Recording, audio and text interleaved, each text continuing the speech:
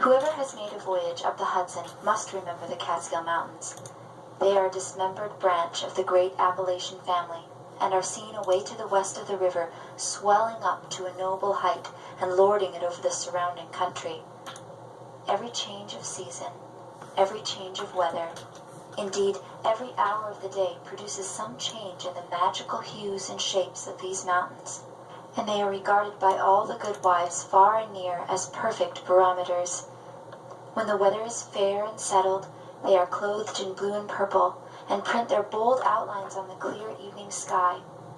But sometimes, when the rest of the landscape is cloudless, they will gather a hood of gray vapors about their summits, which, in the last rays of the setting sun, will glow and light up like a crown of glory. At the foot of these fairy mountains, the voyager may have descried the light smoke curling up from a village, whose shingle roofs gleam among the trees, just where the blue tints of the upland melt away into the fresh green of the nearer landscape. It is a little village of great antiquity, having been founded by some of the Dutch colonists in the early times of the province, just about the beginning of the government of the good Peter Stuyvesant, may he rest in peace. And there were some of the houses of the original settlers, standing within a few years, built of small yellow bricks, brought from Holland, having latticed windows and gable fronts, surmounted by weathercocks. In that same village, and in one of these very houses, which, to tell the precise truth, was sadly time-worn and weather-beaten, there lived, many years since, while the country was yet a province of Great Britain, a simple, good-natured fellow of the name of Rip Van Winkle. He was a descendant of the Van Winkles who figured so gallantly in the chivalrous days of Peter Stuyvesant, and accompanied him to the siege of Fort Christina. He inherited, however, but little of the martial character of his ancestors. I have observed that he was a simple, good-natured man. He was, moreover, a kind neighbor, and an obedient, henpecked husband. Indeed, to the latter circumstance might be owing that meekness of spirit which gained him such universal popularity, for those men are apt to be obsequious and conciliating abroad, who are under the discipline of shrews at home. Their tempers, doubtless, are rendered pliant and malleable in the fiery furnace of domestic tribulation, and a curtain lecture is worth all the sermons in the world for teaching the virtues of patience and long-suffering. A termagant wife may, therefore, in some respects be considered a tolerable blessing, and if so, Rip Van Winkle was thrice blessed. Certain it is that he was a great favourite among all the good wives of the village, who, as usual with the amiable sex, took his part in all family squabbles, and never failed, whenever they talked those matters over in their evening gossipings, to lay all the blame on Dame Van Winkle. The children of the village, too, would shout with joy whenever he approached. He assisted at their sports, made their playthings, taught them to fly kites and shoot marbles, and told them long stories of ghosts, witches, and Indians. Whenever he went dodging about the village, he was surrounded by a troop of them, hanging on his skirts, clambering on his back, and playing 1,000 tricks on him with impunity, and not a dog would bark at him throughout the neighborhood. The great error in Rip's composition was an insuperable aversion to all kinds of profitable labor. It could not be for want of assiduity or perseverance, for he would sit on a wet rock with a rod as long and heavy as a Tartar's lance, and fish all day, without a murmur, even though he should not be encouraged by a single nibble. He would carry a fowling piece on his shoulder for hours together, trudging through woods and swamps and uphill and down dale to shoot a few squirrels or wild pigeons. He would never refuse to assist a neighbor even in the roughest toil, and was a foremost man in all country frolics for husking Indian corn or building stone fences. The women of the village, too, used to employ him to run their errands, and to do such little odd jobs as their less obliging husbands would not do for them. In a word, Rip was ready to attend to anybody's business but his own. But as to doing family duty and keeping his farm in order, he found it impossible. In fact, he declared it was of no use to work on his farm. It was the most pestilent little piece of ground in the whole country. Everything about it went wrong, in spite of him. His fences were continually falling to pieces. His cow would either go astray or get among the cabbages. Weeds were sure to grow quicker in his fields than anywhere else. The rain always made a point of setting in just as he had some outdoor work to do, so that though his patrimonial estate had dwindled away under his management, acre by acre, until there was little more left than a mere patch of Indian corn and potatoes, yet it was the worst conditioned farm in the neighborhood. His children, too, were as ragged and wild as if they belonged to nobody. His son Rip, an urchin begotten in his own likeness, promised to inherit the habits with the old clothes of his father. He was generally seen trooping like a colt at his mother's heels, equipped in a pair of his father's cast-off galligaskins, which he had much ado to hold up with one hand, as a fine lady does her train in bad weather. Rip Van Winkle, however, was one of those happy mortals of foolish, well-oiled dispositions who take the world easy, eat white bread or brown, whichever can be got with the least thought or trouble, and would rather starve on a penny than work for a pound. If left to himself, he would have whistled life away in perfect contentment. But his wife kept continually dinning in his ears about his idleness, his carelessness, and the ruin he was bringing on his family. Morning, noon, and night, her tongue was incessantly going, and everything he said or did was sure to produce a torrent of household eloquence.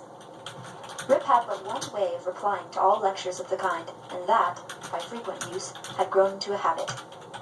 He shrugged his shoulders, shook his head, cast up his eyes, but said nothing. This, however, always provoked a fresh volley from his wife, so that he was fain to draw off his forces and take to the outside of the house, the only side, which in truth belongs to a henpecked husband. Rip's sole domestic adherent was his dog Wolf, who was as much henpecked as his master, for Dame Van Winkle regarded them as companions in idleness, and even looked upon Wolf with an evil eye as the cause of his master's going so often astray. True it is, in all points of spirit befitting an honourable dog, he was as courageous an animal as ever scoured the woods. But what courage can withstand the evil doing and all besetting terrors of a woman's tongue? The moment Wolf entered the house, his crest fell, his tail drooped to the ground, or curled between his legs. He sneaked about with a gallows air, casting many a sidelong glance at Dame Van Winkle, and at the least flourish of a broomstick or ladle, he would fly to the door with yelping precipitation. Times grew worse and worse with Rip Van Winkle, as years of matrimony rolled on. A tart temper never mellows with age, and a sharp tongue is the only edged tool that grows keener with constant use. For a long while he used to console himself, when driven from home, by frequenting a kind of perpetual club of the sages, philosophers, and other idle personages of the village, which held its sessions on a bench before a small inn, designated by a rubicund portrait of His Majesty George III. Here they used to sit in the shade through a long, lazy summer's day, talking listlessly over village gossip, or telling endless, sleepy stories about nothing. But it would have been worth any statesman's money to have heard the profound discussions which sometimes took place when by chance an old newspaper fell into their hands from some passing traveller. How solemnly they would listen to the contents, as drawled out by Derek Van Bummel, the schoolmaster, a dapper, learned little man, who was not to be daunted by the most gigantic word in the dictionary, and how sagely they would deliberate on public events some months after they had taken place.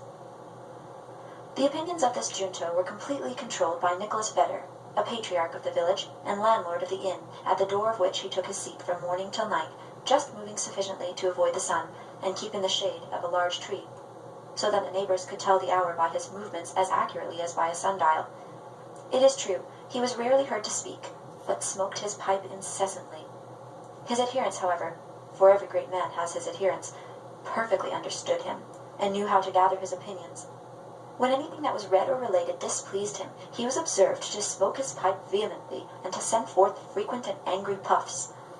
But when pleased, he would inhale the smoke slowly and tranquilly, and emit it in a light and placid cloud, and sometimes, taking the pipe from his mouth and letting the fragrant vapour curl about his nose, would gravely nod his head in token of perfect approbation. From even this stronghold the unlucky Rip was at length routed by his termagant wife, who would suddenly break in upon the tranquillity of the assemblage, and call the members all to naught. Nor was the august personage's Nicholas Vedder himself sacred from that daring tongue of this terrible virago, who charged him outright with encouraging her husband in habits of idleness. Poor Rip was at last reduced almost to despair, and his only alternative, to escape from the labour of the farm and the clamour of his wife, was to take gun in hand and stroll away into the woods. Here he would sometimes seat himself at the foot of a tree and share the contents of his wallet with Wolf, with whom he sympathized as a fellow sufferer in persecution. "Poor Wolf," he would say, "thy mistress leads thee a dog's life of it. But never mind, my lad, whilst I live thou shalt never want a friend to stand by thee." Wolf would wag his tail, look wistfully in his master's face, and if dogs can feel pity, I verily believe he reciprocated the sentiment with all his heart. In a long ramble of the kind, on a fine autumnal day, Rip had unconsciously scrambled to one of the highest parts of the Catskill Mountains. He was after his favourite sport of squirrel shooting, and the still solitudes had echoed and re-echoed with the reports of his gun. Panting and fatigued, he threw himself late in the afternoon on a green knoll, covered with mountain herbage, that crowned the brow of a precipice.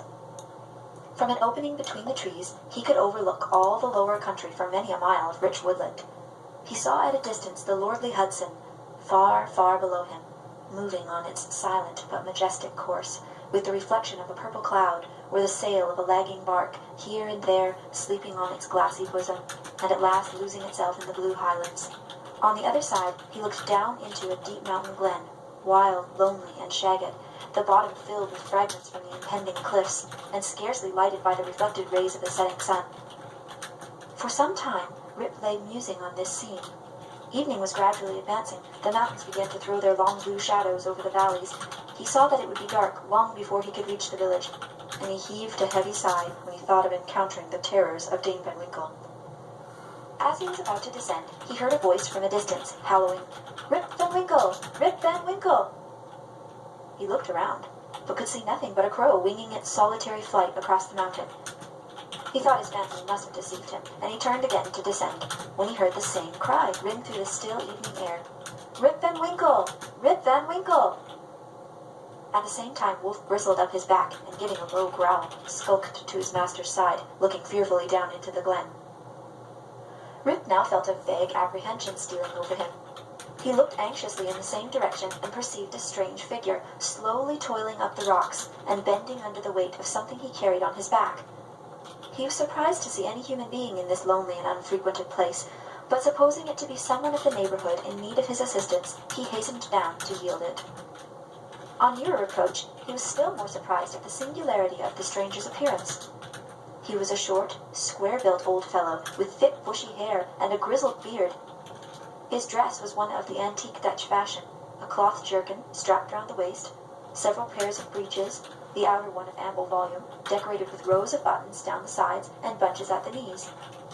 He bore on his shoulders a stout keg that seemed full of liquor, and made signs for Rip to approach and assist him with the load. Though rather shy and distrustful of this new acquaintance, Rip complied with his usual alacrity, and mutually relieving each other, they clambered up a narrow gully, apparently the dry bed of a mountain torrent.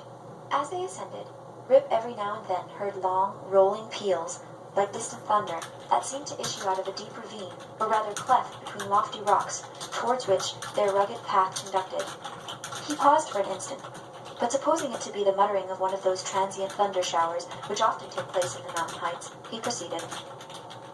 Passing through the ravine, they came to a hollow, like a small amphitheater, surrounded by perpendicular precipices, over the brinks of which impending trees shot their branches, so that you only caught glimpses of the azure sky and the bright evening cloud.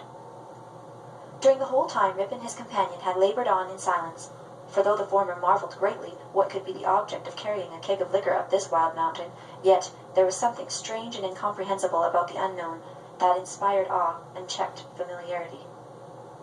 On entering the amphitheater, new objects of wonder presented themselves. On a level spot in the center was a company of odd-looking personages playing at ninepins. They were dressed in quaint, outlandish fashion. Some wore short doublets, others jerkins, with long knives in their belts, and most of them had enormous breeches, of similar style with that of the guides. Their visages, too, were peculiar. One had a large head, broad face, and small piggish eyes.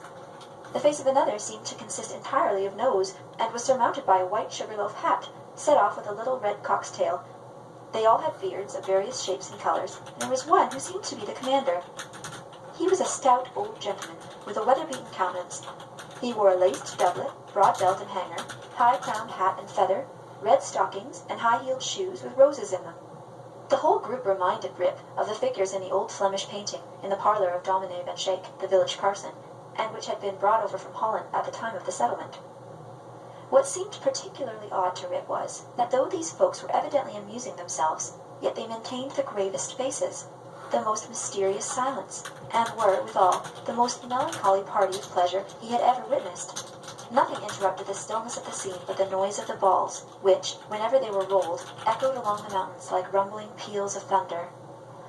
As Rip and his companion approached them, they suddenly desisted from their play and stared at him with such a fixed, statue-like gaze, and such strange, uncouth, lackluster countenances, that his heart turned within him, and his knees smote together. His companion now emptied the contents of the keg into large flagons, and made signs to him to wait upon the company. He obeyed with fear and trembling. They quaffed the liquor in profound silence, and then returned to their game. By degrees, Rip's awe and apprehension subsided.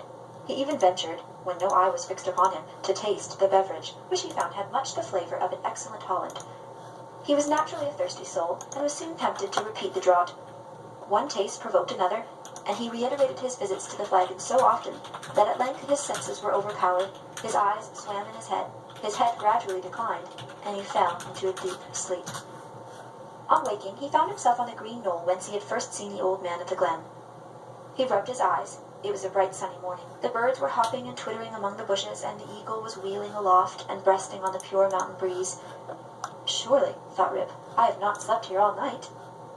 He recalled the occurrences before he fell asleep. The strange man with the keg of liquor, the mountain ravine, the wild retreat among the rocks, the woebegone party at Ninepins, the flagon. Oh, that flagon, that wicked flagon, thought Rip. What excuse shall I make to Dame Van Winkle?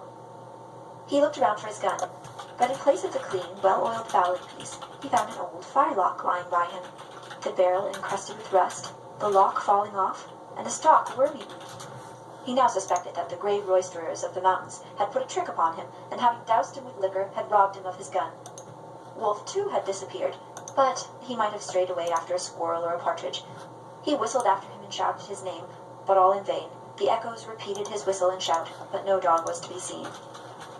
He determined to revisit the scene of last evening's gamble, and if he met with any of the party, to demand his dog and gun. As he rose to walk, he found himself stiff in the joints, and wanting in his usual activity. These mountain beds do not agree with me, thought Rip, and if this frolic should lay me up with a fit of the rheumatism, I shall have a blessed time with Dame Van Winkle. With some difficulty he got down into the glen. He found the gully up which he and his companion had ascended the preceding evening, but to his astonishment, a mountain stream was now foaming down it, leaping from rock to rock, and filling the glen with babbling murmurs. He, however, made shift to scramble up its sides, working his toilsome way through thickets of birch, sassafras, and witch hazel, and sometimes tripped up or entangled by the wild grapevines that twisted their coils and tendrils from tree to tree, and spread a kind of network in his path. At length he reached to where the ravine had opened through the cliffs to the amphitheatre. But no traces of such opening remained.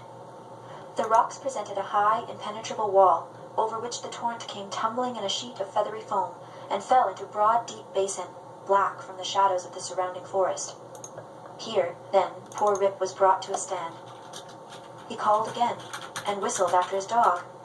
He was only answered by the cawing of a flock of idle crows, sporting high in the air about a dry tree that overhung a sunny precipice, and who, secure in their elevation, seemed to look down and scoff at the poor man's perplexities. What was to be done? The morning was passing away, and Rip felt famished for want of breakfast. He grieved to give up his dog and gun. He dreaded to meet his wife, but it would not do to starve among the mountains. He shook his head, shouldered the rusty firelock, and with heart full of trouble and anxiety, turned his steps homeward. As he approached the village, he met a number of people, but none whom he knew, which somewhat surprised him, for he had thought himself acquainted with everyone in the country round. Their dress, too, was of a different fashion from that to which he was accustomed. They all stared at him with equal marks of surprise, and whenever they cast their eyes upon him, invariably stroked their chins. The constant reoccurrence of this gesture induced Rip, involuntarily, to do the same, when, to his astonishment, he found his beard had grown a foot long. He had now entered the skirts of the village. A troop of strange children ran at his heels, hooting after him and pointing at his grey beard. The dogs, too, not one of which he recognized for an old acquaintance, barked at him as he passed. The very village was altered. It was larger and more populous. There were rows of houses which he had never seen before, and those which had been his familiar haunts had disappeared. Strange names were over the doors, strange faces at the windows. Everything was strange. His mind now misgave him. He began to doubt whether both he and the world around him were not bewitched. Surely this was his native village, which he had left but a day before. There stood the Catskill Mountains. There ran the Silver Hudson at a distance. There was every hill and dale precisely as it had always been. Rip was sorely perplexed. That flagon last night, thought he, has addled my poor head sadly. It was with some difficulty that he found the way to his own house, which he approached with silent awe, expecting every moment to hear the shrill voice of Dame Van Winkle. He found the house gone to decay. The roof had fallen in, the windows shattered, and the doors off the hinges. A half-starved dog, that looked like Wolf, was skulking about it. Rip called him by name, but the cur snarled, showed his teeth, and passed on. This was an unkind cut indeed. My very dog, sighed poor Rip, has forgotten me. He entered the house, which, to tell the truth, Dame Van Winkle had always kept in neat order. It was empty, forlorn, and apparently abandoned. This desolateness overcame all his connubial fears, He called loudly for his wife and children. The lonely chambers rang for a moment with his voice, then all again was silence. He now hurried forth and hastened to his old resort, the village inn. But it, too, was gone. A large, rickety wooden building stood in its place, with great gaping windows, some of them broken, and mended with old hats and petticoats, and over the door was painted, "The Union Hotel, by Jonathan Doolittle." Instead of the great tree that used to shelter the quiet little Dutch inn of yore, there now was reared a tall, naked pole, with something on the top that looked like a red nightcap, and from it was a fluttering flag, on which was a singular assemblage of stars and stripes. All this was strange and incomprehensible. He recognized on the sign, however, the ruby face of King George, under which he had smoked so many a peaceful pipe, but even this was singularly metamorphosed. The red coat was changed for one of blue and buff. A sword was held in the hand, instead of a scepter. The head was decorated with a cocked hat, and underneath was painted in large characters, "General Washington." There was, as usual, a crowd of folk about the door, but none that Rip recollected. The very characters of the people seemed changed. There was a busy, bustling, disputatious tone about it, instead of the accustomed phlegm and drowsy tranquillity. He looked in vain for the sage Nicholas Vedder, with his broad face, double chin, and fair long pipe, uttering clouds of tobacco smoke, instead of idle speeches. Or Van Bummel, the schoolmaster, doling forth the contents of an ancient newspaper. In place of these, a lean, bilious-looking fellow, with his pockets full of handbills, was haranguing vehemently about the rights of citizens, elections, members of Congress, liberty, Bunker's Hill, heroes of '76, and other words, which were perfect Babylonish jargon to the bewildered Van Winkle. The appearance of Rip, with his long, grizzled beard, his rusty fowling piece, his uncouth dress, and the army of women and children at his heels, soon attracted the attention of the tavern politicians. They crowded round him, eyeing him from head to foot, with great curiosity. The orator bustled up to him, and drawing him partly aside, inquired on which side he voted. Rip stared in vacant stupidity. Another short but busy little fellow pulled him by the arm, and rising on tiptoe inquired in his ear whether he was a Federal or a Democrat. Rip was equally at a loss to comprehend the question, when a knowing, self-important old gentleman, in a sharp cocked hat, made his way through the crowd, putting them to the right and the left with his elbows as he passed, and planting himself before Van Winkle with one arm akimbo, the other resting on a cane, his keen eyes and sharp hat penetrating, as it were, into his very soul, demanded in an austere tone what brought him to the election with a gun on his shoulder and a mob at his heels, and whether he meant to breed a riot in the village. "Alas, gentlemen," cried Rip, somewhat dismayed, "I am a poor, quiet man, a native of this place, and a loyal subject of the king, God bless him." Here a general shout burst from the bystanders. A Tory, a spy, a refugee! Hustle him! Away with him!" It was with great difficulty that the self-important man in the cocked hat restored order, and having assumed a tenfold austerity of brow, demanded again of the unknown culprit what he came there for, and whom he was seeking.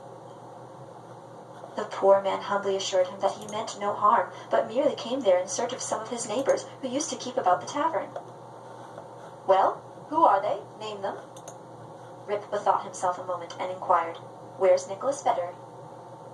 There was a silence for a little while, and then an old man replied in a thin, piping voice, "Nicholas Vedder? Why, he is dead and gone these 18 years. There was a wooden tombstone in the churchyard that used to tell all about him, but that's rotten and gone too." "Where's Brom Dutcher?"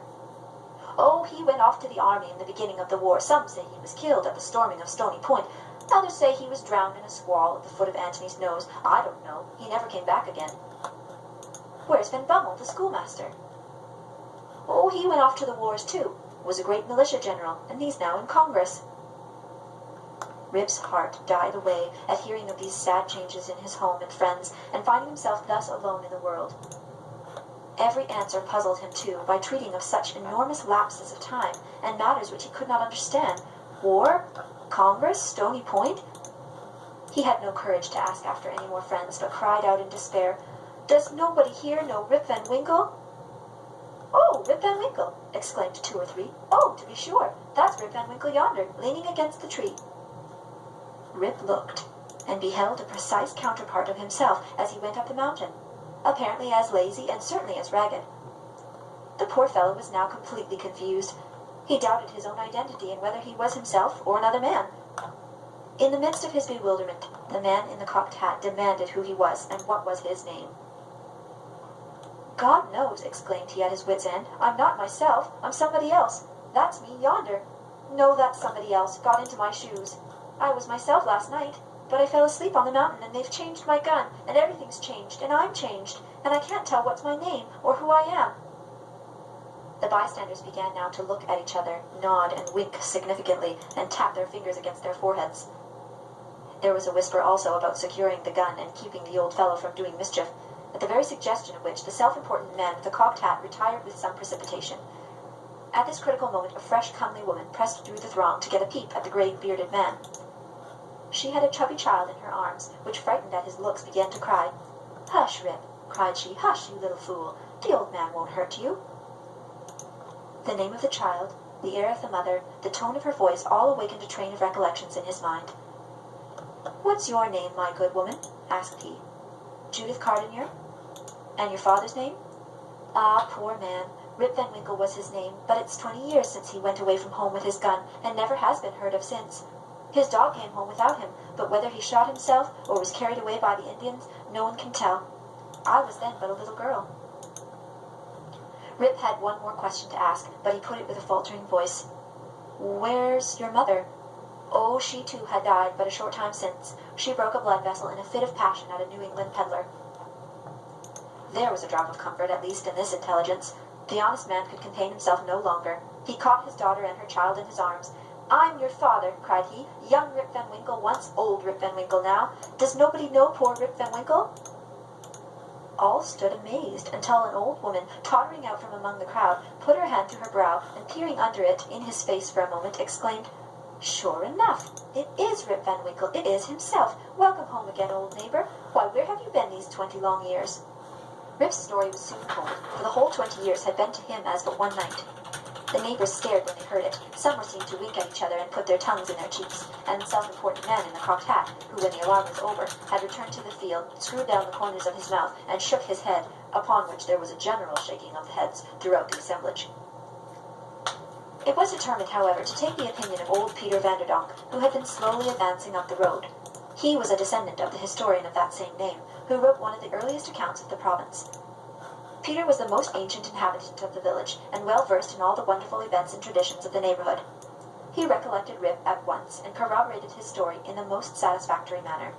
He assured the company that it was a fact, handed down from his ancestor, the historian, that the Catskill Mountains had always been haunted by strange beings, that it was affirmed that the great Hendrik Hudson, the first discoverer of the river and country, kept a kind of vigil there every 20 years with his crew of the Half Moon, being permitted in this way to revisit the scenes of his enterprise and keep a guardian eye upon the river and the great city called by his name, that his father had once seen them in their old Dutch dresses playing at ninepins in the hollow of the mountain, and that he himself had heard one summer afternoon the sound of their balls like distant peals of thunder.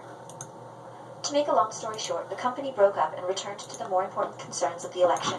Rip's daughter took him home to live with her. She had a snug, well-furnished house, and a stout, cheery farmer for a husband, whom Rip recollected for one of the urchins that used to climb on his back. As to Rip's son and heir, who was the ditto of himself, seen leaning against the tree, he was employed to work on the farm, but evinced a hereditary disposition to attend to anything else but his business. Rip now resumed his old walks and habits. He soon found many of his former cronies, though all rather the worse for the wear and tear of time, and preferred making friends among the rising generation, with whom he soon grew into great favour. Having nothing to do at home, and being arrived at that happy age when a man can be idle with impunity, he took his place once more on the bench at the inn door, and was reverenced as one of the patriarchs of the village, and a chronicle of the old times, before the war. It was some time before he could get into the regular track of gossip, or could be made to comprehend the strange events that had taken place during his torpor, how that there had been a revolutionary war, that the country had thrown off the yoke of old England, and that instead of being a subject to His Majesty George III, he was now a free citizen of the United States. Rip, in fact, was no politician. The changes of the states and empires made but little impression on him, but there was one species of despotism under which he had long groaned, and that was petticoat government. Happily, that was at an end. He had got his neck out of the yoke of matrimony, and could go in and out whenever he pleased, without dreading the tyranny of Dame Van Winkle. Whenever her name was mentioned, however, he shook his head, shrugged his shoulders, and cast up his eyes, which might pass for either an expression of resignation to his fate, or joy at his deliverance. He used to tell his story to every stranger that arrived at Mr. Doolittle's hotel. He was observed at first to vary on some points every time he told it, which was, doubtless, owing to his having so recently awaked. It at last settled down precisely to the tale I have related, and not a man, woman, or child in the neighborhood but knew it by heart. Some always pretended to doubt the reality of it, and insisted that Rip had been out of his head, and that this was one point on which he always remained flighty. The old Dutch inhabitants, however, almost universally gave it full credit. Even to this day, they never hear a thunderstorm of a summer afternoon about the Catskill, but they say Hendrik Hudson and his crew are at their game of 9 pins, and it is a common wish of all the henpecked husbands in the neighborhood, when life hangs heavy on their hands, that they might have a quieting draught out of Rip Van Winkle's flagon. End of Rip Van Winkle by Washington Irving. Read by Julie Ross Rushton.